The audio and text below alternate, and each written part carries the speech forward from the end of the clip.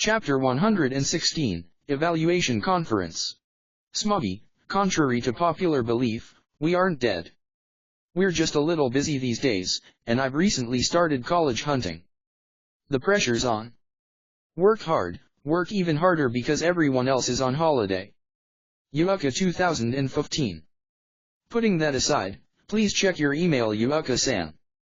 Smoggy. TLC done, thanks Guro, Yuuka, and Smoggy. Clown 2016. Chapter 116 Evaluation Conference.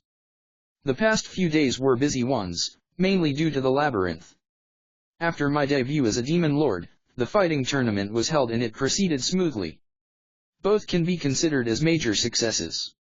In particular, the method of using the improved long-distance communication orb, the crystal ball with the ability to record and project images on a large screen, was very popular. We were able to watch the fights of the tournament very clearly through the enlarged images projected onto big screens.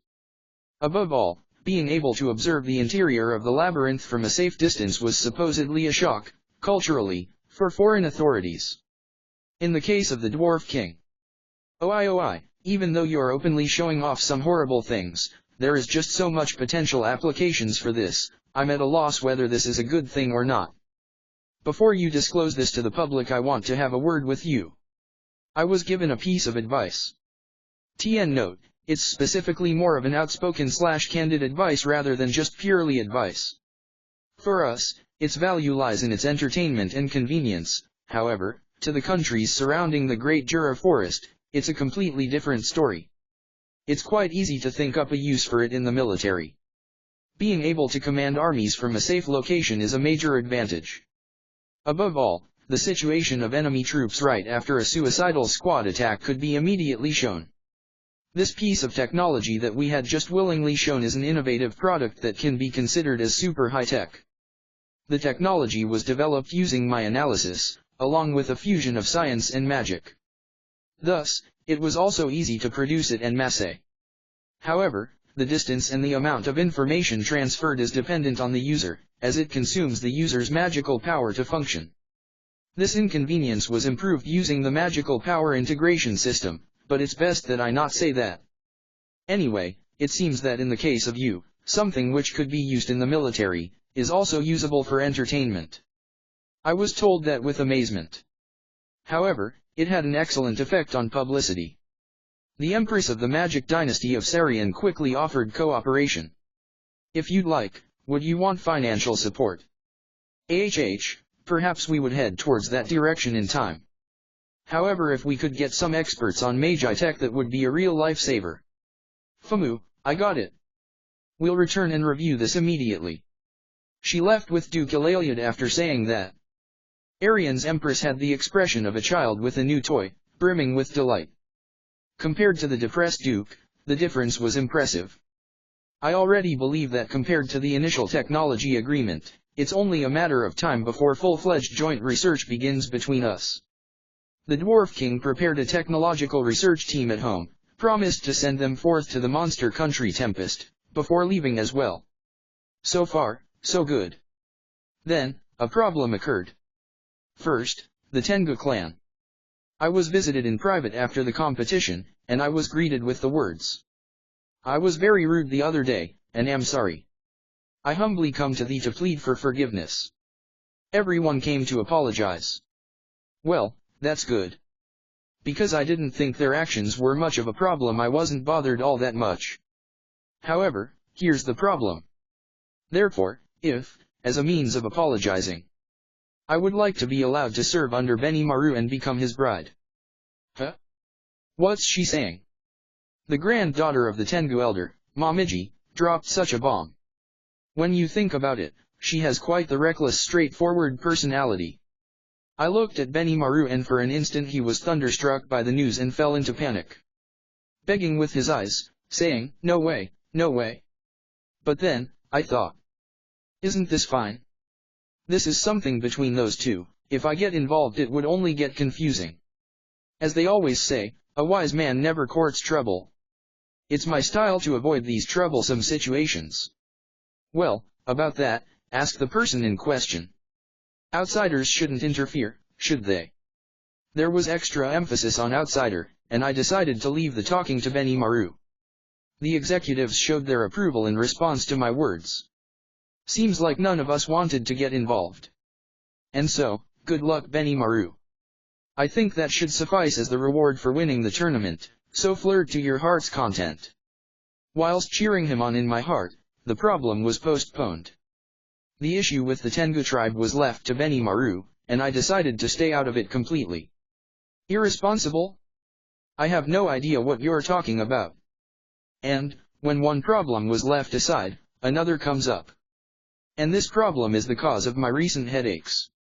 And that problem is: dungeon conquering did not go as well as expected. The first layer had no traps, and it was meant to help get used to the atmosphere of the dungeon. Thus, although it would be in the level where clearing it within a day would be possible. However, 3 days had passed and there were no signs of anyone clearing it. There were even parties who were killed by C-rank monsters. Or rather, there were a lot. Blinded by greed, those fools rushed towards the treasure box without even noticing the monsters hiding in the corner of the room. They don't get the basics. In a nutshell, their sense of danger is sorely lacking. In addition, the monsters wandering around were mainly small fry F ranks. There were mainly E ranks, and some D ranks in the mix, but this was ultimately a failure. There were also fools who challenged it alone, and were promptly slaughtered by 3 E-rank monsters. There were also those who met D-ranked ones, and were quickly killed. They were so low-leveled they left me speechless. However, the problem was not so bad as to induce panic yet. The challengers this time are a bouncer and a mercenary, prideful guys who we know good at exploration. Even though I waited, no one had cleared it after 3 days. There are even those who had given up in their midst. That's a given though. Since the save point is located every 10 levels, if you don't bring in large quantities of rations, you'll soon go hungry.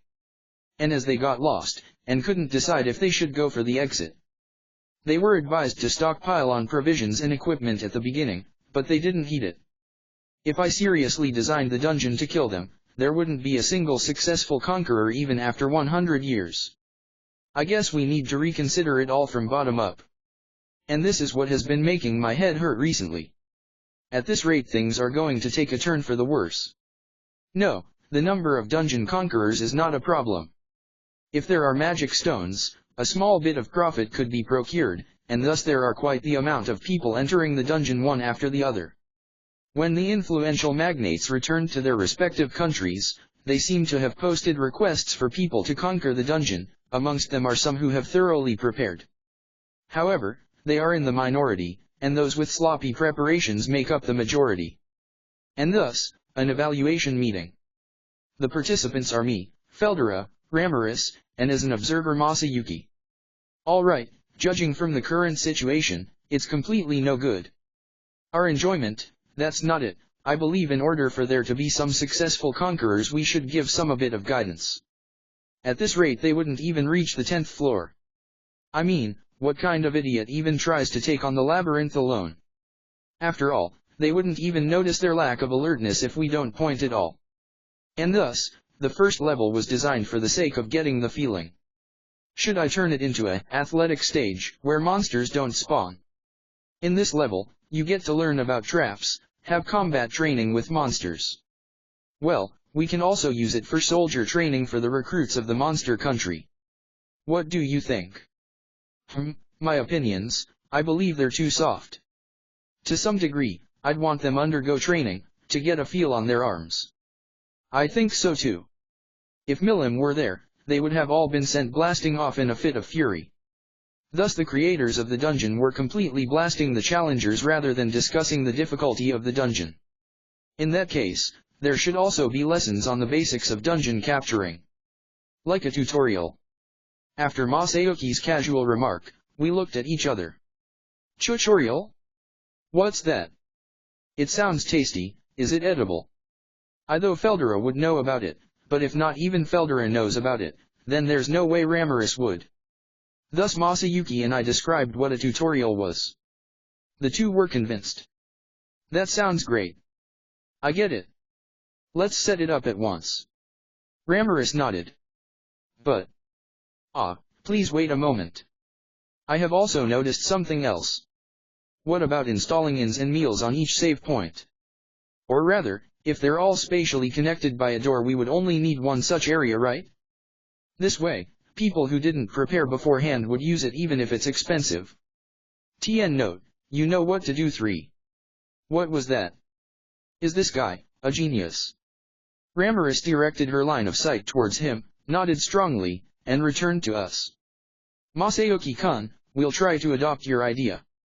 If there's anything else you have in mind, do not hesitate to speak up. While I encouraged him, Masaki was in thought, and recalling a game he once played. That's right. For example, maybe save points that are single-use only? Only having a save point once every 10 floors will probably be too difficult. Although I think it would probably be best to rid them of their dependence in less than 30 floors. At least until the 20th floor, let's leave a little bit of sweetness in their dungeon capturing experience. FMU. TN note, as previously mentioned, Japanese equivalent of HM. I see. FMU, I though so too. What Masayuki said is reasonable. Feldera quickly hopped aboard on with Masayoki's suggestion. Well, I don't have any objections either. Alright, then I'll prepare hidden room on each floor, connecting it to the dining hall on the 95th floor. This will also increase the usefulness of that town. Then, to implement a drop item that can create a save point anywhere. Is this possible, Ramaris? Of course. There's even room to spare. The item name is Record Orb, let's make it as a rare drop from Small Fries. Great. The first floor should be for gathering prior experiences in addition to announcements. Whether a person uses it or not is up to them, and it's set so that they can't die in this floor. There's a mechanism that allows them to revive on the spot. Like a children's playground. Then, the second floor would allow virtual battles with all sorts of monsters. It should be able to reproduce the encountering experience to a certain degree, and it should help with capturing the dungeon. However, unique monsters and boss monsters are excluded as possible targets. That would be way too convenient. Thus on the second floor each person would feel like they have flew into a personal space. The real thing starts on the third floor. However, there will be no traps installed on the third floor, and the demons that roam the halls are also low-leveled, only F ranks. I only placed E-ranked ones in one section of the area, along with a treasure chest containing potions. Expensive goods will start appearing at floor 5 and below. Just like that, I also thought about making adjustments and changed the level of difficulty. Even in game developing, there would be a certain degree of unreasonableness after closed testing. Actually, tentatively, the test is being carried out. However, the ones doing the capturing are 6 members of Yamigiri under Shin's commands. We were able to capture down to the 40th floor without any problems. Well, we didn't arrange a stay on the 30th floor. However, even with the traps and small fries, the capture proceeded without much struggle. Thanks to that, we had noticed we made a mistake in the assumption of the labyrinth's difficulty level. We must choose our testers carefully. This will be a future challenge. Thus, we had hosted a evaluation meeting, and remade a new dungeon. Meyer Miles had sent a request and presented a reward for people to capture the dungeon to the branches of the Freedom Association in each nation. He is doing his job well. Weights were placed on Gazauru's wrists and feet, while he stands guard on the 30th floor. The Mizu, now named Mizuru, also defends that floor in shifts. The 50th floor will also be guarded by either Mizuru or Gazauru, but without their restraints. I hope they could get along as fellow defenders. The 95th floor will be the town of the elves and the treants, planned, and with the cooperation of Gerudo and Mildo, the place was finished with a beautiful and fantastical touch. Even though it's underground, there's the sun and the sky, even stars can be seen at night. And thus, the labyrinth's appearance changes every day, giving it a fresh new touch. TN note, think the Mystery Dungeon series. And finally, adventurers banding together to form capturing teams, has arrived in the Monster Country Tempest at last. If you find any errors, broken links, non-standard content, etc., please let us know so we can fix it as soon as possible. Chapter 117, Smooth Sailing. Translator's Corner, Another Tale of the Clown. Dear readers, 'tis I, the fool, returned again from hell of law school. And here I translate to you again, and bring a new tale, filled with pain. As the mangled times convey, there was a poor fool, who would waste away, and barely kept her cool. She spent her days in study, and found her life so muddy. Yet, she hopes, maybe this time, she could reach the peace time. But let us return anew to the beginning of this tale, so that we shall not eschew, and tell her tale without fail. That day in May when she awoke she did not know what would transpire in the coming days, hours, and exited her room excited, heading out below. Her head was in a mild daze, like a field of flowers. To be continued in the next translator's corner. Chapter 117, Smooth Sailing. Having remodeled the dungeon, we once again opened it to the public. Personally, I thought we made it too easy following all of Masayoki's suggestion. How was the reaction? First, the idiots who wouldn't listen to the explanation, who only made it up to the second floor at best, were able to get to the third floor. But, they can't clear it. Even so, they challenge it again and again. What's pushing them so hard? Their master's orders? Pride? Not at all. It was a far more practical reason. Seems like Basin's acquired weapon, the longsword, was pretty damn good. Compared to adventurers' equipment, that is. Moreover, I had thought it was Kurobi's work, but it was one of his disciples. And this disciple's longsword, if ranked normally, would be a high-class blade. At best, it could be ranked as a special high-class blade. On the marketplace, a high-quality sword is 10 times the price. A special blade is 50 times. Of those who can acquire one, even those affiliated with the army may have a hard time. So I can completely understand the sudden change in passion. Oi, rascals, behold! Doesn't this beautiful blade fit me? Thanks to Basin's shameless boasting, we have had more guests recently. Unexpectedly, he is good publicity for our country, so I am thankful. But, when it all comes down to it, he isn't one to plan these things. Now, even those with half a brain cell are listening to her explanation and are using the first floor to practice. Having practiced there, they return to arrange their equipment, which, of course, adds to our profit, and again challenge the dungeon. And thus, we have those who were able to clear the third floor. Floors 3 to 5 are easily cleared with proper mapping skills, so they were able to clear them. The rest is all up to actual ability. And by the time these adventurers left the labyrinth, the adventurers from various countries came piling in because of rumors, which led to a fierce race to conquer the labyrinth. Some, of course, started selling maps, so we decided to announce that the labyrinth will be changing. You have to draw your own map, or it's meaningless. Map drawing is a fundamental skill they all need to survive. Based on their estimates, it takes 2 to 3 days to clear a floor, at best, a day. Which is why all the adventurers tacitly agreed to hold a strategy meeting each time the labyrinth changes. Adventurers affiliated with the Freedom Association were clearly on a different level. They formed teams not composed solely of monster extermination team, but also of gatherers and scavengers. So they are very adaptable. Having heard the explanation, they quickly understood the rules. Perhaps it will be too easy for them. And their clearing speed only proved the fact. Particularly those versed in elemental magic, they use spirits to select the correct path to the next floor. It's cheating. Elemental magic is cheating. I asked Ramaris about it, and... yeah. Totally didn't think of that. But, that just means they are really liked by the spirits, so they are trustworthy. She responded. Well, not like all of them can communicate with spirits, and those who use elemental magic are few among them. There's no need to act against them yet. In fact, I would rather commend their resourcefulness. Moreover, ruin explorers are rather good at identifying traps. They are able to carefully judge a treasure chest. They are worlds different than simple barmen, and are approaching this as their profession. Thus, the labyrinth is slowly being cleared and the number of challengers is ever increasing. We again gathered to discuss the current state of affairs. Unlike last time, things are proceeding smoothly, so we are merry. Basically, we are all smiles. Oi, Masayuki, did you say you were? I had thought I saw potential in you, but you are quite the man. Feldera haughtily praised Masayuki the moment we gathered. Ah, is that so? Thanks.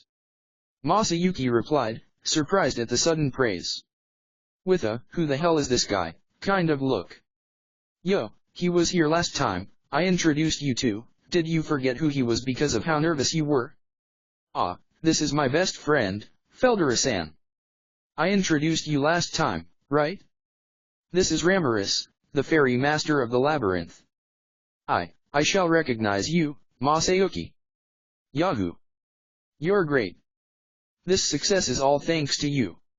Unlike last time, perhaps due to recognizing his existence, they are smiling at him. He returned their smiles.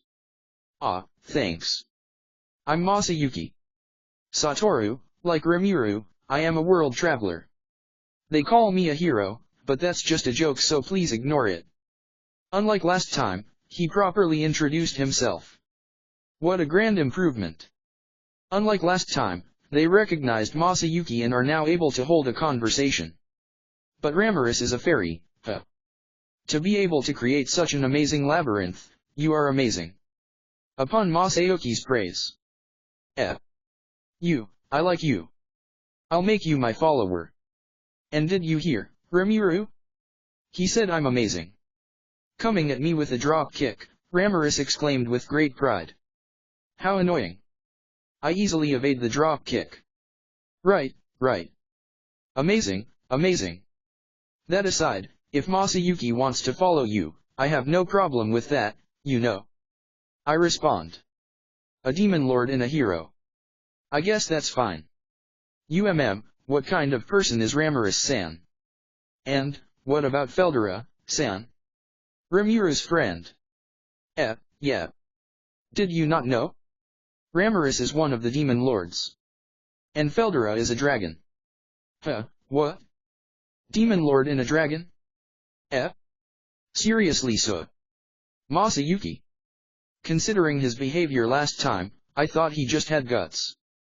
But he simply did not know. Ignorance is bliss. And now that he knows, that they are a dragon and a demon lord, it seems his soul has escaped his body. To have been recognized while yet ignorant, this guy is seriously lucky. Does it have anything to do with his heroic disposition, that is, are his surroundings themselves affected? Thinking of these things, I decided to ask of Masayuki. Well, I did plan to disable the skill, but... You negotiated with the demon lord and decreased the difficulty of the dungeon, as expected of our hero. My comrades said, praising my name. And, well, they are inside that dungeon, so let me say my thanks. Is what he said. So his luck is not related to a skill but is rather his natural disposition. I'm honestly surprised. Having thus finished our self-introductions, we turn to the matter on the table. Our sales are going well. Meyer Miles is very happy. The challengers drop out and challenge the labyrinth again and again. They come buying our items again and again, so we easily service 1,000 people a day. Now, as per Masayuki's suggestion, drops. We need to figure something out about monsters dropping items and unidentified equipment. But, drops are a surprisingly difficult topic. Normally, monsters would drop raw materials or stones at most. Why is this necessary? Feldera asked. The response. Well, there are those who don't naturally recover and would suffer a defeat as a result, right? So, I thought, wouldn't it be nice if monsters dropped potions? And, as for unidentified equipment, when they pick it up, they'd need to leave the labyrinth to have it appraised, right? And by providing such a service we could make a bit more money. We could also mix in some poison with those potions. I see. Getting treasure from treasure chests and some trash from monsters, Unidentified, that does excite me. I'd be very excited while having it appraised. Maybe we'll also raise difficulty in parts where there are such drops. And I bet there will be those who pack up full of trashy drops to sell back in town. I see. Well, that be as it may, shall we shift labyrinth around now? I ask. Overall, I'm rather satisfied with how things are going. Sounds good. Ramaris said, like a know-it-all. Hey, do you seriously understand what I just asked? I sent a glance at her, but she averted her eyes. So she was just going with the flow. Crafty rascal. That aside. We all nodded, having come to a general consensus. Having monsters swallow trash proved very easy, in fact. Trainee and the Dryad helped with that. After space magic to place trash in front of them, the monsters just swallow it. Monsters spawn randomly on the beginning floor, so there's nothing we can do about that, but floors past 6 have monster rooms, so those we can prepare in advance. By delivering magical energy via pipes we can control when a monster will spawn, and in front of them we can then drop an item. Of course, some of the items will be held by trap monsters, but there's nothing you can do about that. Managing the spawning of all the monsters would be a pain, if not for just having them spawn in a single room. We fill a room with monsters, distribute the times, and release the monsters. Thus, we are able to quickly fill the dungeon with drops. And thus our dungeon is nearing completion. The 95th floor we made into a city. For the elven women who clean, cook, and manage our inns. They are a wonderful workforce, and I'll have them live in that city. Of course, not just the women, but also the men. The treants and the dryads already took root there, building a city of trees. And thus a beautiful town appeared amidst the floor. A city of fairies. The elves will surely be calmer living among the trees. Accordingly, they expressed their joy with gratitude. And immigrated there with hearts full of hope. Of course, they are able to manage inns and bars by themselves. There are a number of man-made inns on that floors, just as there are at other save points. Managing it all is an elder treant. Oh, and as there is a chance that treants spawn in this labyrinth, we decided to have them guide and support adventurers along. Of course, they gladly accepted. Thus we finished remodeling the labyrinth, and our workload decreased a level. Seems like the time to refresh the floors came again. By the time we finished the dungeon, someone had broken through at a 10th floor. According to the announcement, the guardian of the 10th floor, the Ogre Lord, had appeared. The town was rather festive. The group to have broke through that far was Hiro Masayuki's group. Masayuki, Masayuki. They cheered. Though his expression was a cramped smile, it must have appeared dazzling to the onlookers. The Ogre Lord was a B+ ranked monster, but clearly no foe for Masayuki's group. In fact, his comrades are rather skilled, and able to escape even tough situations unscathed. Ogre Lord drops items from the Ogre series. The drops this time were Ogre Axe and Ox Shin Guard. As part of a series, it's a rare item. Weapon choice is random. Try your luck again if you didn't like it. But just a look at this weapon made the adventurers' eyes change. Up until now they had aimed at marginal profit, but all of that changed now. A boss appears once every hour, and if he gets defeated one needs to wait another hour. And when a boss gets defeated, a save point floor appears. Once you cross beyond this floor, you can never return to this boss fight. That's to prevent people from monopolizing the boss. This boss drops an item box. So you don't know what kind of gear you get before you open it. Regardless of the type, though, it will be part of the Ogre series. And as a B+ ranked boss, it certainly can be defeated by a well-prepared team of 6. News of this quickly spread among all the adventurers, greatly increasing the number of challengers. Just as planned. By now, there is not a single person in the world who has not heard of Tempest, the city of the labyrinth. If you find any errors, broken links, non-standard content, etc., please let us know so we can fix it as soon as possible. Chapter 118, Labyrinth and Trust. Labyrinth and Trust. The labyrinth management is going smoothly. The hearts of the visitors' adventurers are captivated due to the initial lavish hospitality. With this, they will challenge the dungeon and try to conquer it many times, just like ants attracted to sugar. Even though the reward after every 10th floor is one of the attractions, it's nothing but a ruse to attract customers in the beginning. The things obtained inside the labyrinth are more important. From the 11th to 20th floor, the monsters will begin to work together. It becomes impossible to conquer the dungeon with just brute force. And on each floor the amount of fiendish traps that block their way will increase. From there on is the real deal. Rumors that the boss of the 10th floor drops rare class equipment spreads among the adventurers in the blink of an eye. Originally rare class items were excellent arms made from demon steel that weathered many long months and years before gaining an ability as the demon steel evolves. The demon steel that Tempest produced was an ore undergoing change because it was exposed to the thick aura Feldera had release, and it contained an overwhelmingly high purity of magic power. For that reason, there's a peculiarity of the demon steel and the alloy that make the user get used to the arms more quickly than irregular arms. The arms that were made from this high-quality material have a special class performance with just that alone. Even a trial product has the performance of rare class when it is Kurobe's work. But, one fact came to light here. Even if the arms are of the same class, there is a difference in the performance. There is a great difference in the quality between the rare class equipment made by Kurobe's apprentices and his own works. This is a detail that only a person with appraisal 1 can see. It's possible for me to copy Kurobe's works and the finished product would naturally be of the same class.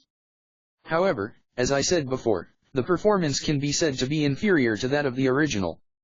This can be considered a phenomenon caused due to my blacksmith skill being inferior against Kurobe's blacksmith skill.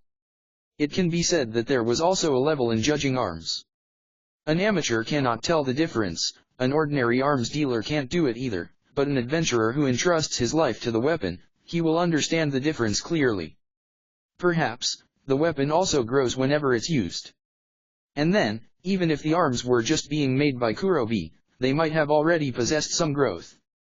If you seek to appraise the arms, you might see the level of the weapon. As for the rare class equipment that the boss of the 10th floor drops, it is the greatest masterpieces of Kurobe's apprentices' works. There is a difference in the skill between each apprentice, but there's not a large difference between the performances. I hope they polish their skill and I will expect the creation of various kinds of equipment in the future.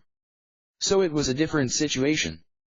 The arms that are dropped by the boss of the 10th floor may be great equipment for normal people, but for us it's only a place for Kurobe's apprentices to improve by competing to produce a success product. It doesn't mean it hurt our pockets very much. Rather, what more surprised is that the level was rare class. It doesn't mean it will drop every time. The percentage to get the rare class equipment from the treasure chest that the boss protects is set to be around 2%. Assuming you need 1 hour to defeat the boss once, it's not possible to open the treasure chest 24 times in one day. So, they should be able to get 1 rare class item on the second day. I think it's the perfect drop rate to incite people with a passion for gambling. I think it's human nature to collect a series items and if they get the same item, it will be exchanged or sold. As a result, I'm able to make more and more rational reasons for people to dive into the labyrinth. And about the inn inside the labyrinth. At the side of the stairs to the next floor, an unnaturally made door with the word inn on it was created.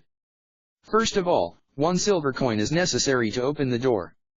This is equal to the admission price to enter the labyrinth. However, there is a reason why the adventurers can't avoid but to use this inn. The reason is the change of the labyrinth. At first, I considered changing the labyrinth every 3 days, but Masayuki insisted that the difficulty to capture the dungeon was too high. And so, right now on the 7th day, the labyrinth changes once a week. That guy, because he has a strong luck, doesn't hesitate to charge through the labyrinth, but he would still take 3 days to capture the 10th floor. There are few adventurers that will explore the vast map without hesitation.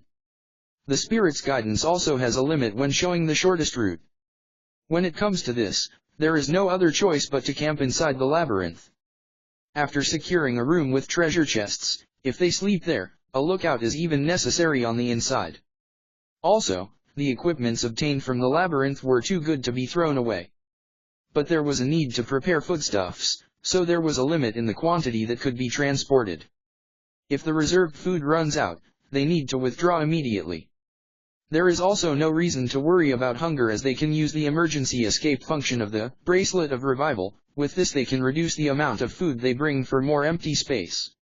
So, it was a natural matter that they want to use an inn if possible. As long as they can find the stairs before starving, they can take the minimum amount of food. Including the silver coin charged for re-entry, there was no choice to be frugal. However, It not only charges 1 silver coin for 1 use, the charges once inside were also more expensive. A meal charges 3 times more. Though the room without a meal is like sleeping together in a place that is small like a capsule hotel, the price for it is set as 3 silver coins. As one would expect, the building is divided between men and women. However, even if the price is very high, there will still be people who will use it. Although it costs 5 silver coins to use the furnished large bath, unexpectedly the number of customers was quite high. Since they fight all the time inside the labyrinth, they are covered with blood and sweat. Maybe they were glad since there even a service to clean their equipment. It was really popular. Although the service content was inferior to that of in town too, but if I have to say it, the profit ratio from the inside of labyrinth was tremendously high. Although at the beginning I wanted to leave his place to the Trent, I decided to use it as a place to train new employees. The people with unskilled cooking abilities or the people who were serving customers for the first time can do their practice in here. Since the profit in here was beyond my expectation, I think it's possible to do it. Also, there might be a lot of attraction due to the usage of toilets. Due to the ability to relieve oneself. There wasn't anything that could be called a toilet in Labyrinth.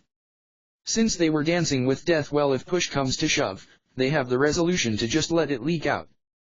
There was no need to clean up after. The reason being that the monsters would clean it willfully. The slime born in the labyrinth eats anything. They eat anything from excrement to the remains of the monsters' corpses. They will immediately be born, even if they were defeated by adventurers. They repopulate quickly, so the labyrinth is unexpectedly clean.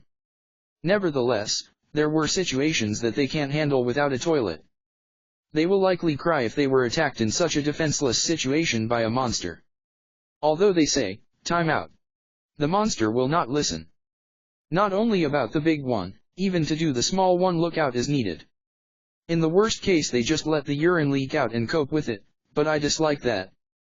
At that point they might want to go back, but if after they returned to the town and their peeing was seen, it would be an unthinkable shame play. Then, what about letting until it dries a bit and leaves it as it is? I also dislike that. Eventually, the conclusion is that a lookout is necessarily. If there is a room, you could do it inside, but the fundamental problem doesn't change a bit. For a man then this is fine, but for a woman this is a matter of life and death. Mixed parties of men and women are not something rare, so considering the toilet situation, the utilization of the inn, naturally, would increase. By the way, there seems to be some kind of magic called physical condition control 3. It can decrease the frequency of excretion to some degree, so it is possible to endure it. Of course there is a limit, it can only last for 3 days. Except for bold people who didn't mind leaking out in the middle of battle, this can be called an indispensable magic for an adventurer. Because the effect has a limited use, then that means it would encourage them to use the inn. So, with such feelings, the management is going as smoothly as planned. The immigration check to enter Tempest has become strict. Unlike before, only some merchants and adventurers with verified identification and qualifications can enter the country. Well, the reason is to beware of spies, but there are also other reasons. That is rating. The inn in Tempest has become high-class oriented. There are many common inns, but it is difficult to accept all adventurers. If we let uncivilized people mostly with unknown background inside, it will be hard to deal with them properly. Because of that, a fixed demarcation was needed so that the general public that wants to stay in the inn-town will stay in a separated section. Anyway, although fighting inside the town is forbidden, it's difficult to prevent an idiot from chanting magic. Because there were important research facilities, a sorting is necessary by all means. However, because I kind of want to market the city as a sightseeing spot, I decided that anyone that has conquered 10 floors would receive a permit to stay in the city. Of course, if they caused trouble, the permit would be revoked. Well, it somehow had an added value, since the high food quality somehow became well known. This could be related to the motivational increase. Well, there is also a chance to purchase armaments from the monster country, Tempest. Because of rumors from the merchants that came to this country to trade, there was a rumor about the high-class equipment in the weapons and armor shop in the city among the adventurers. Naturally, the one who spread the rumor was me. My Ormilskun did a good work. The arms regularly made by Kurobe's apprentices were distributed to the merchants. Naturally they're high quality, and the reputation is great. The unique equipment and the trial products are displayed, but they're not on sale. It was decided they would be sold it to the consumer directly. If a person goes over 10 floors, that person is suitable to be labeled as stronger than B rank. If they can defeat the B and rank Ogre Lord, they may have the capabilities to own a strong weapon. Or rather, for a B rank adventurer they might have a reasonable amount of money. Ellen and her party seem to be poor, but I think they are an exception. Preventing the influx of people who don't have money is one of the ways to prevent unnecessary trouble. It can be said that using the labyrinth, the adventurers will be sorted by their personalities and strength. Actually, because there is a possibility that Yuuki sent out a spy, I can't accept everyone. Judging from appearances, there was no person with bugs clinging to them. Perhaps it was related to the amount of control over the person. Hinata had a bug. This was proof that she was strongly dominated. Masayuki didn't have the bug. Even so, he seemed to be under the effect of thought guidance. However, if the person doesn't have the bug, I believe I won't have to worry, as I can easily release it with my Demon Lord's Haki. I must gather information so that I won't be caught unprepared while limiting the entry to the country for now. And so 1 month has passed. Myrmilus reports to me with a joyful look on his face. It's going well, Rimuru-sama. The profits increase because of the improvement. Even if you deduct the cost for the drop products in the labyrinth from the profit covers it all. Though the rate of profit in investment can be said to be at 10-11. It's enough to pay the wages for citizen labor. It seems that the national profit will grow in the future. If the number of the consumers increases, I think it might improve. Also, merchants come frequently to visit and say that they want to do transactions. Even in the in-town, because of the visiting merchants or workers who deal with monster parts, it has become like a small city. Rather than just staying there, they're asking whether they can open a workshop or not. So I'm told. Famu. It's as I expected from beginning. As I explained before, in the end it's not about making things and selling them at a high price only to make profit. But, it's about the lack of jobs for the people that come in and out of this country. It's my task as the king to give all of the citizens jobs, in other words to give them a raison d'etre. Although we created the labyrinth in jest, as a centerpiece to draw in people, it was a success. Afterwards, the money that was acquired by the adventurers that try to conquer the labyrinth would be spent on our country's commodities. About the commodities, it's not limited to inns or meal service, but it also extends weapons, armors and, lastly, perishable goods. And eventually, the good quality of the equipment made in this country will be widely known. That is spread from mouth to mouth. There's no need for us to advertise the commodity, and the customers will come by themselves. And as a result, Tempest would be acknowledged by many adventurers, and would become essential for them. There would be a few people that will doubt the high-performance armaments. After all, there is a place nearby where the purchased armaments can be tried out. And like that, trust for this country would be accumulated little by little. The one thing more important than profit is trust. As long as it doesn't go into red and the sum total is black, then I can say that the labyrinth management is a success. Since the main purpose for making the labyrinth was to attract customers and make this country be recognized by others. So if we receive profit from the labyrinth, then it can be called a huge success. Receiving my intent, Myrmilus also nodded. I think that's not a problem. The number of customers increases steadily. The fact that this country is a monster country governed by a demon lord is well known. In accordance to Rimuru-sama's prediction, I think they have begun to give their trust to us. Myrmilus powerfully affirmed. Moreover, though he is a human, he seems to completely think about things from our point of view. It's a pleasant thing. A trust is not obtained instantly. It is say that trust is tough to obtain, and easy to lose. I think it's exactly as like that. You could invite people by stimulating their greed, but it wouldn't be easy to gain their trust. If the other party thinks that it could satisfy their own greed, then it could be said I have acquired their trust. With such a condition, you should work steadily. A relationship based solely on greed is dull, but it is a great opportunity to see a person's true nature. I also nodded back to my Ermilis. I was pleased with the present success. And so, in the inn town, there is a workshop for Kurobe's apprentices to repair equipment. The craftsmen heard the rumor from adventurers settled down in the area and seemed to say that they wanted to open a workshop. Such a request seems to come in frequently. Eventually, I think the inn town will develop and give off the feeling of a satellite town for. I think it's great, it seems interesting. I gave permission for the establishment of the workshop to my Ermilis. As a result, just like I expected, a town was established at the bottom of the mine that would develop into satellite town that surrounds the labyrinth. 1 Kantei Kaisuki, analysis and judgment, let's shorten it as appraisal. 2 In town/post town Shukuba Maki. Shukuba were post stations during the Edo period in Japan, generally located on one of the Edo 5 routes or one of its sub-routes. It was places where travelers could rest on their journey. 3 Teikokenri. For a satellite town or satellite city is a concept in urban planning that refers essentially to smaller metropolitan areas which are located somewhat near to, but are mostly independent of larger metropolitan areas. If you find any errors, broken links, non-standard content, etc., please let us know so we can fix it as soon as possible. Chapter 119, The Way to Enjoy a Dungeon. Translator's Corner, Another Tale of the Clown 2. Dear readers, 'tis I the fool, who has come to you again tonight, to deliver a chapter so joyful, that die from laughter you might.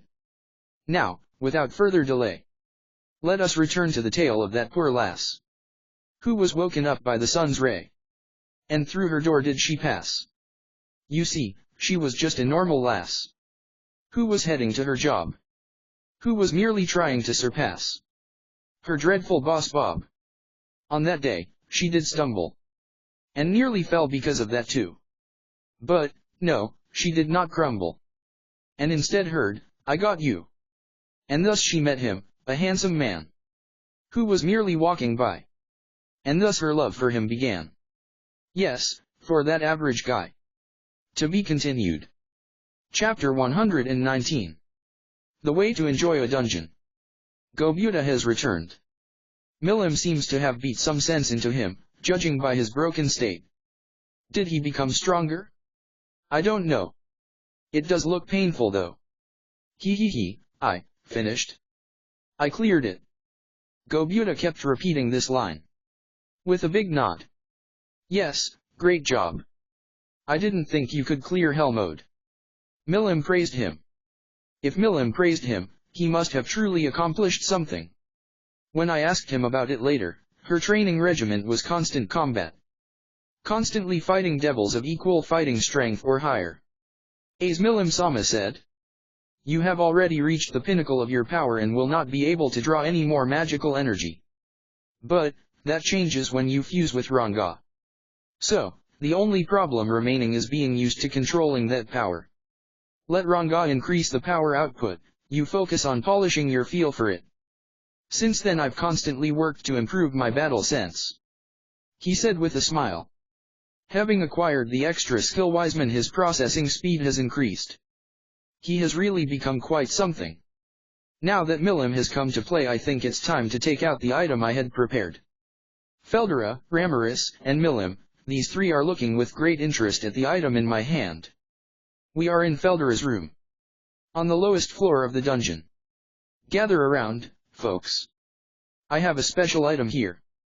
Never seen before, a breakthrough the likes this world has never seen. I have come up with another way to pass the time, I said, and distributed the item to the three of them. This I have developed thanks to Sarian's Empress and Duke Ilaliad, based on the homunculus. That is, I found something pretty nifty while playing around with artificial bodies. What's this? Never seen anything like it? Is it food? Looks like a vessel for a soul. They all voiced various thoughts. Feldera's hypothesis is really close. This is indeed a pseudo-vessel for the soul based on the homunculus project I personally revised. But Ramaris, food? Seriously? You don't think that all I do is for food, do you? Ah, whatever. Feldera is basically right. This is a vessel for a soul. Preparing a soul is rather difficult, so I tried making a monster's pseudo-soul. I want you to hold it and think of a shape you really like. You can imagine a monster that actually exists if you want. A goblin or an orc, for example? Or a horned rabbit, or a man-eating bear. Anything goes. But pick something you like. No take-backs later, got it? Their questions satisfied, they all closely held the object in their hands. And the magic power swirled around them, coiling into the object, giving birth to the monster. Of a form the master desired. First, mine. Of a light existence, a ghost was born. Negating all physical attack, a body made of pure magic. I'll omit the status, but its special skills were chemical magic and negate physical. Well, such a ghost would naturally ignore physical attacks. Next, Feldera's. Upon his wish, Bones stood up. A skeleton. It can't use magic, but it may learn it later. As a special skill it learned Battle Spirit. But it can't use it yet. Next, Milim. A plump and soft body formed. But without limbs. It's a bright red slime. Hey, why a slime? Are you making fun of me? No, I mean, you said, to pick a monster you really like, is it a problem? Right back at me. Damn it. Well, at least she's happy with her slime. But why the hell is it red? Finally, Ramaris. A knight? No, armor. She made living armor. A full plate set. And her monster is the largest amongst ours. I bet she made it particularly large due to her own complex about her height. There is nothing inside the armor. Well, I guess it fits her. Everyone was staring at the monster they created in wonder. But the fun was yet to begin. Friends, please listen. Our fun has yet to begin. Please sit down somewhere and make yourself comfortable. Then, addressing your monster, recite the possession chant. Nodding at my words, they found a place to rest. It's Feldera's room, but he's got a bunch of chairs and cushions, so it's not hard to find a comfortable corner. And we recited the possession chant. My consciousness blacked out and quickly returned. I felt the radius of my magic perception decrease along with my overall perception of the world. The pseudo-senses are there, so this is still worlds better than when I first reincarnated. But the others have probably never experienced anything like it, so it must be tough. Once I survey the room I see a skeleton moving around in a slime moving much too fast. And a full body of armor moving squeaking along. Once they got used to their bodies. This is amazing. They exclaimed. Yes, this feels even better than I thought. Just like my own body. But my abilities have dropped so it's hard to move. But, after recognizing its abilities it'll be easy to predict actual movement. I'm already able to move it as I like. Yep, it's a success. Now then, you understand exactly what we should do with these forms. Coo. What a foolish question. I already know. It's a game. What? Really, Feldera? Master? In that case, I must defeat enemies while in this form. And this body will grow. As expected of Feldera. He immediately understood what I wanted to do. Right, it's pseudo-MMO. Rather than MMO, is it more of a MO? Well, that doesn't matter really. What's important is to enjoy the labyrinth we have built. Phew, I knew you'd understand, Feldera. You have seen through my plan. Ramaris, we will not defeat enemies. We will conquer this labyrinth. And have these bodies level up. Oh, and of course we'll slaughter any adventurers in our path. Oh, I see. Yes, now I see the light in the end of the tunnel. Our faint hope for fun. For revival we put on Ramaris bracelets, and not those that break after a single use. And now then, we need equipment. If you can move around now, let's go see Kurobi for some equipment. Ah, I see. I am no skin and all bone. Fufu, what a fool. I am the high-speed ultra slime. I have no need for any equipment. Hey, listen. As a piece of armor, what else do I need? Who knows? He'll figure something out. Well, let's go. Milim, if you don't need anything, please watch the house for me. Don't be stupid. Even I need to pick out something nice. What a selfish kid. Of course, I too want some equipment.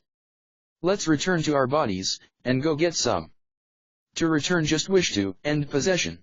You'll then return. I told them after returning to my body and storing the gem in a bag. By the way, Felder and Adramaris returned, but Milim jumped on my lap in that form. And I'll go like this, she exclaimed. She seems to really enjoy it. So childish, well, she's a kid. Kids will be kids, right? So we headed out. After heading over to Kurobi's smithy, we placed an order for custom-made equipment. I got a death scythe in hell cloth. Even though I'm a ghost, I can equip it because it is magical equipment. Feldera got a death sword, hell armor, and a gate shield, fully protected. Milim the slime could only get some really simply equipment. Death pick and a crimson robes. Can't he get the effect if you don't equip it, right? She mused with a smile on her face. Hey, as long as she's happy. And, Ramaris. I had a heavy full plate prepared for her. Ramaris was skeptical, and when she had her living armor equip it, her armor absorbed it. It then fell to pieces, was scattered with the wind, and came together, having changed from living armor to living custom armor. Not an evolution, but a clear change. Wow. It's so much easier to move now. As Ramaris said, her armor now moved as if someone had oiled it, really smooth motions. Seems like the armor had an effect on her mobility. Never would have expected that to happen. Happy Ramaris now went to pick out a weapon. Phew, fun. I have no need of a shield, she said, and picked the heaviest and largest weapon. The Death Axe. It is the most overwhelming weapon, but is also hard to use. Well, anything goes, I guess. Normally she gets called a good-for-nothing, so all of this must have really fueled her ego. I got to see an interesting part of her. Thus, I, having shed physical form, specialize in magic. My class is a wizard. Maybe I'll learn some restoration magic later on. Feldera can do anything. He's also planning on learning some magic. His class is a magic knight, though he doesn't know any magic yet. Milim is a high-speed, one-shot one-kill kind of lass. Well, who wouldn't want to defeat an enemy with a single punch? The plan is to have her fall from the ceiling and trap our enemies. If it works it's be great, if it doesn't, well, she can just run away then. She is fast. In a sense, she's the perfect slime. Her class is an assassin. We could have Sui teach her, but it's bad to have pleasure interfere with actual business. Ramaris is all about that strength. She may actually be pretty sturdy and reliable. Her class is a berserker. Not that she's mad, but that her swings are dangerous. Once she and Feldera get the hang of their classes, they'll make great tankers. Now then, our shiny new gear is ready and equipped. Our equipment is ranked unique. But, since we had to make it so that our type of monsters could wear it, its effects are not that high. For beginners, though, it is extremely good equipment. Well, even if someone tries to steal it, we've cursed the equipment so it won't work. Thus, our preparations are in order. For us who do not hunger, we had no need to prepare any provisions. And our spirits high, we headed to the dungeon, to fill it with adventurer's blood. By the way, as for my body that I left, I planted a piece of my consciousness into it, so I can react. Since we can't play around all the time, my body is in my Tempest office for emergencies. So I missed nothing. Having thus quickly returned to the labyrinth, we are ready for departure. Our adventure has only begun. Thus, we enjoyed ourselves a little. Though we had some failures, our game proceeded smoothly along. Of course, the rest of the world did not stay still. I did collect information while having fun, and heard of something I could never have imagined. Even we demon lords are not gods. What we do not know we cannot predict. Happiness always comes to an abrupt stop. Like a midsummer night's dream, we awaken. And upon hearing these news, these days of pure bliss came to an end. End of founding the demon capital arc. Some translator notes. Millim, you're too damn cute. I also want to play this game. Damn, I really do like the way Fuse-sensei writes.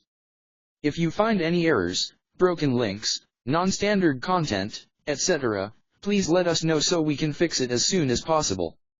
Chapter 120. Setting off. Hinata returned from her attack on Tempest, which would later be called the Templar Captain's Revolt, having suffered a crushing defeat.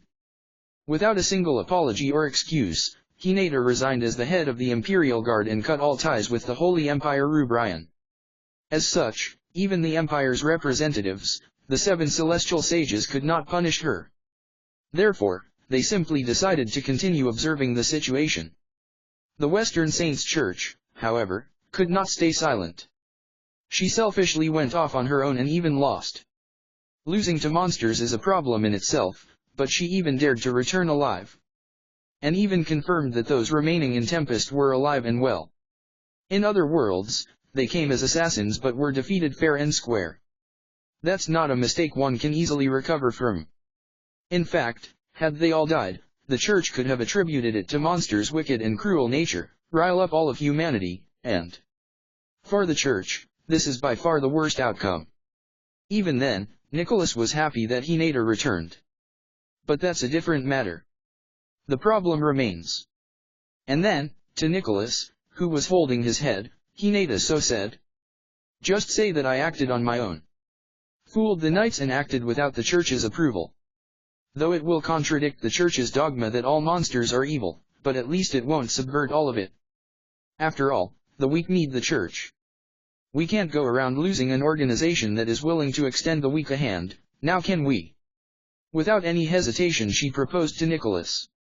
Just as before, as if looking down upon the world, she presented the most logical conclusion. If necessary, cut away one to save the whole, perfectly pragmatic. Even if the one to be cut away is she herself, she would not hesitate.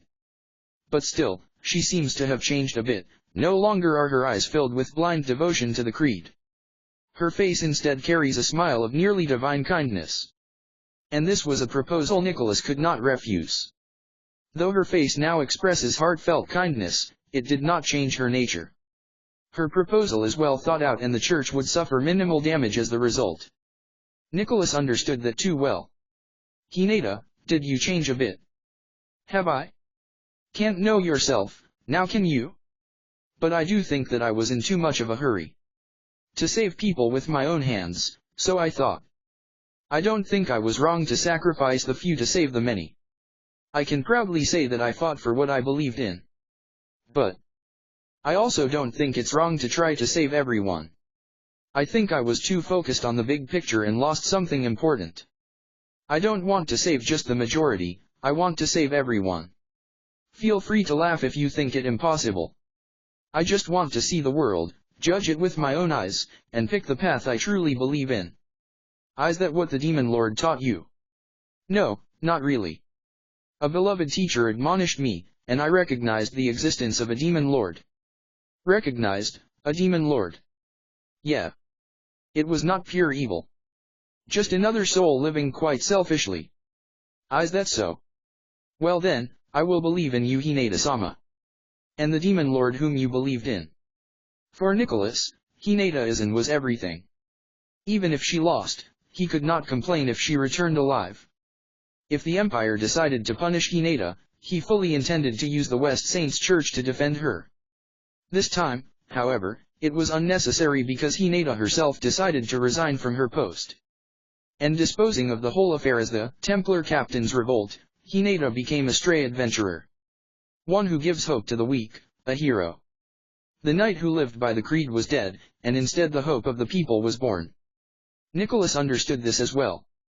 Thus, he did not oppose her actions. Later, he would come to regret it. Hinata then assembled the Templars and the Blood Shadows and declared that she steps down from her post. The Templars were content but the Shadows opposed her declaration. Hinata-sama has been corrupted. She has become weak from her defeat. Actually, the Demon Lord must have seduced her. We need to open her eyes. And various other things the Shadows said, troubling Hinata. To them. In that case, that country's Demon Lord has created a dungeon. If you clear it you get an audience with the demon lord. So if you want to open my eyes, go clear it first. Hinata said, and the blood shadows, as if having received their orders, departed. Is it fine? Nicholas asked. Probably. No one dies in that dungeon. The demon lord manages it for fun. But it just might become good practice for them. Maybe they'll go mad, but it just might reforge their spirits. She said without thinking. Having faced Demon Lord Rimuru once before, she has some trust in him. There's also the fact that Arno is there and has related enough for her to make her own conjectures. She also has a good idea as to how to clear that dungeon. Besides, perhaps only Hinata could, but those shadows would be unable to clear the dungeon. Blood-crazed and seeing nothing but dogma, the labyrinth may only break their spirits. In fact, later on this became a sort of pilgrimage for forging your spirit. You would challenge that hell again and again, as long as your spirit doesn't break. As Hinata said, it became a place for those weak-willed to gain some mental strength. And the remaining blood shadows returned to the Holy Empire of Rubrian. Since they were affiliated with the Empire anyways, they simply swore loyalty to the Emperor. And upon seeing these men again, Hinata. Who would have thought? She lamented. Their presence stank of blood. That she noticed one time when she was reporting a matter at the Empire. She concluded that their journey to the dungeon was the reason for their much too mechanical and artificial movement. But back to present time. Excusing herself before the 7 celestial sages was a trial in itself.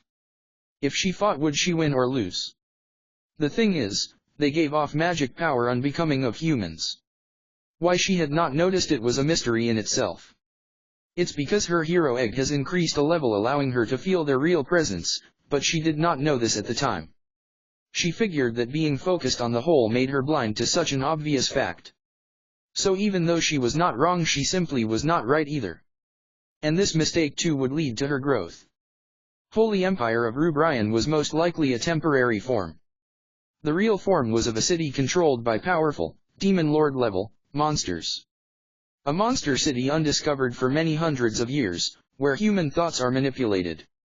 Not that they are being brainwashed, but undoing the teachings of the Empire is most likely impossible. What terrifying foes they are, Hinata thought.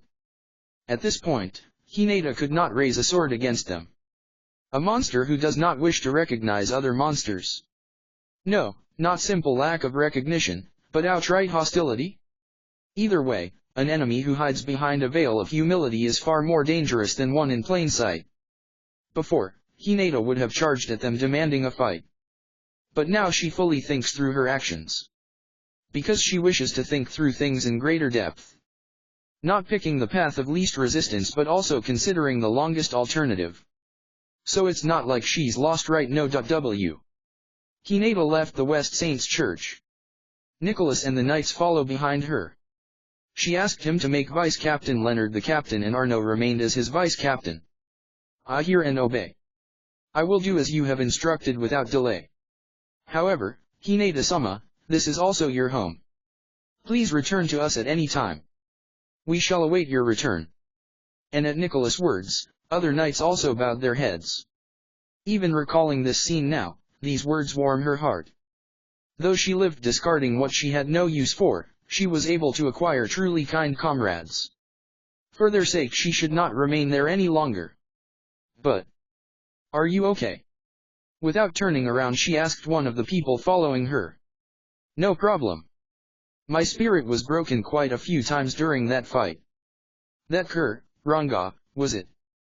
Besides, after talking to them at that banquet, I have realized my own narrow-mindedness. Please take me along with you. Besides, the West Saints Church needs people, so they won't be able to spare any as your guards. Well, I probably do for a poor guard, but please let me do it. We probably would never meet another monster like that again. Do as you like. What a whimsical fellow. But thanks. Ah. When I said do as you like I didn't mean you are free to crawl into my bed. That I won't permit. Wah. Who do you think I am? I would never dare to touch Hinata-sama. Besides, I would be crucified by Cardinal Nicholas. That guy seriously doesn't know how to hold back, he'd seriously kill me? And various other such lines Fritz mumbled, causing a small smile to break out on Hinata's face. Fritz saw that smile and was immediately at loss for words. This is bad, he thought, seriously. For a second, I would not have minded being killed. Feeling a chill, Fritz dispelled these thoughts. Beautiful but lacking humanity. Overwhelming in strength, but lacking in feminine charm. So was she known among people. Fritz was no exception and did not see her as a member of the opposite sex. But, that smile blew all these preconceptions away. This is bad, he thought, didn't think this post would come with such a side benefit, but if others find out, I'll have more people to compete against. Having come down a bit, Fritz tried to order his feelings. It's all right, no problem. He steadied his trembling heart and oriented himself towards his normal train of thought. Completely oblivious to his struggles, Hinata put on her glasses, leaned her head on his shoulder and looked up at him. And with a weak smile. Yeah, you'll take care of me, won't you? Fritz. She said. And that was the death knell of his reason. Cardinal Nicholas, I'm sorry, but it's open season now. This was the moment when Fritz decided to treat her not as a guard captain but as a woman to be protected. And his feelings towards her were not of loyalty towards a guard captain but of an earnest desire to follow her. And thus their journey began. Hinata was concerned about the 5 children Rimuru mentioned. Nearing Kagurazaka Yuuki is dangerous but she had her anti-mind control item equipped. And she did not intend to be reckless. She merely wanted to confirm the situation and rescue the kids if possible. What relationship stands between Yuuki and Chaos Lord Gazalem is a concern, but she intended to avoid any and all contact with him. She did not think she would lose, but Shizu-san asked her to avoid him and she intended to keep her promise. But, Chaos Lord Gazalem. If he is manipulating Yuuki, she would not allow that to go unpunished. Having been manipulated for over 10 years, it isn't something she can forgive. In her memories, Yuuki was a boy with a wide smile. I must confirm if that smile was genuine. And save the kids. If there's a will, there's a way. Thus Hinata decided to act. She headed out to Ingrasia Kingdom. The city brainwashed by Yuuki, or perhaps by Gazalem.